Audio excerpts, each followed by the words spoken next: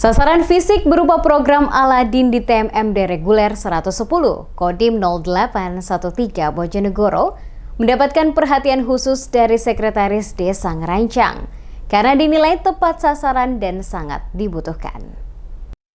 Program Aladin, rehab atap lantai dan dinding TNI Manunggal membangun desa reguler 110 Kodim 0813 Bojonegoro mendapatkan respon positif dari Sekretaris Desa Ngerancang, Eni Susiana Nur Cahyanti.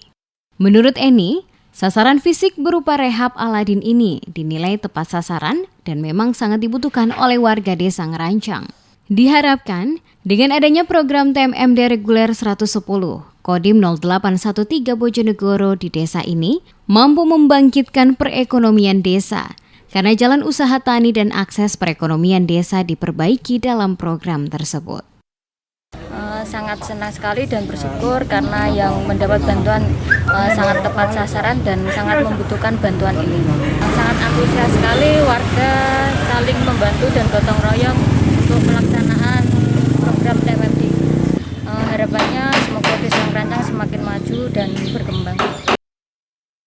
Program TMMD reguler 110 Kodim 0813 Bojonegoro akan berlangsung mulai tanggal 2 hingga 31 Maret 2021 dengan melaksanakan sejumlah sasaran fisik maupun non-fisik yang telah dipersiapkan.